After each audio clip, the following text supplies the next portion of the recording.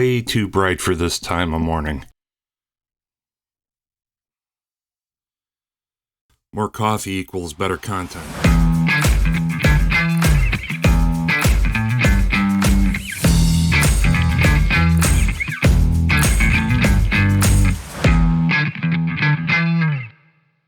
Attention!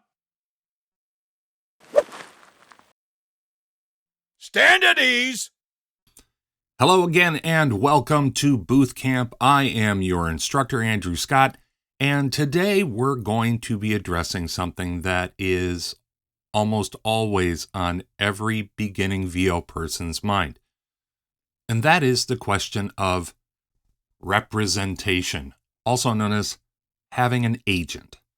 Now, I'm answering a question from somebody on Reddit here who is pretty disappointed with the results that they've been getting from their agent.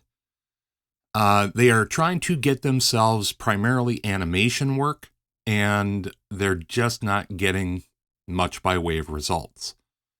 I have 3 agents. I've had 3 agents now for a number of years. In 2021, agency representation brought 3% of my annual income. Everything else I got myself. That includes all of the national spots that I did. So this person is dealing with a level of frustration that is pretty understandable. You go out and get yourself an agent. Your agent often says something to the effect of, "I only make money when I make you money." Well, on the surface, that's true. But where is their level of interest and commitment when it comes to getting you work? Yeah, sure. If they make you money, they get money. Truth of the matter is, they have no vested interest in your success. Because if they don't make you money, they don't lose anything. Only you do. So, generally speaking, if you're not already a well-established working pro in the industry, and not only that, in the niches that you're interested in, having an agent does you no good. First off, they got you to sign on with their agency by showing you a list of super happy customers and all the high-profile work they've done.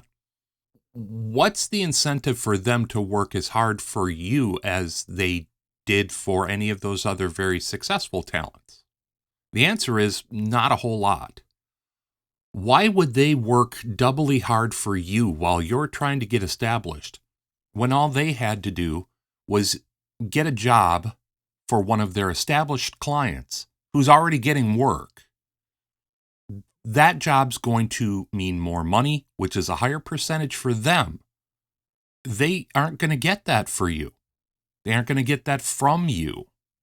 They're going to have to piece together 3, 4, 5 smaller jobs at the tier you're at in order to equate simply passing on one of their bigger clients.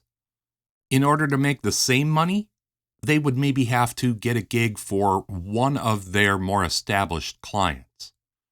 So the work to benefit ratio is skewed in their favor, not in yours. Now, something else to take into consideration, this person in question on Reddit wants to work in the animation sector.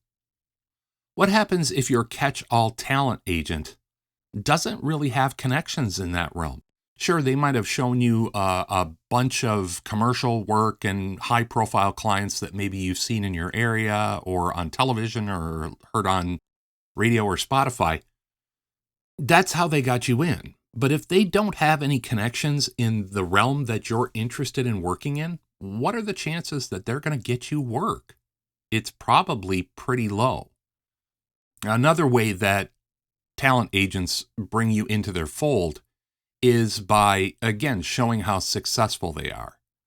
What happens if that success was 5, 10 years ago, maybe when they themselves were working for another agency or had a partner that they were working with.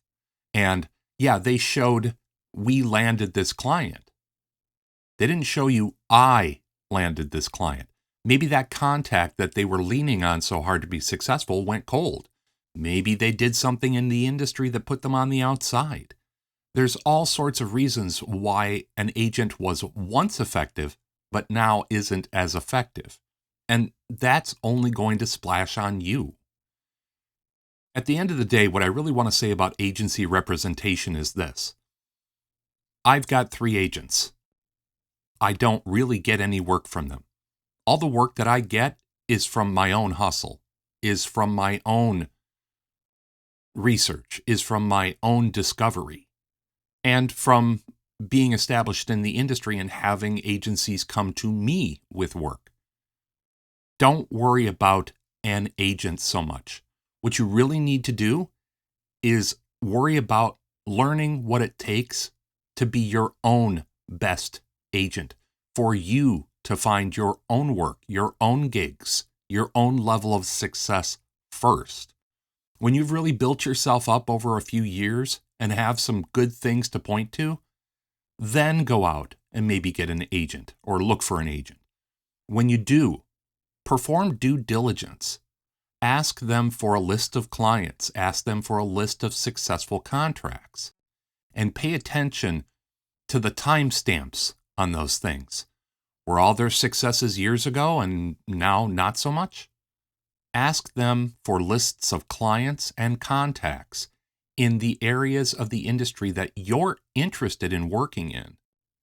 Remember, if you want to do anime, it does you no good working with a talent agency who specializes in placing kids in cereal commercials.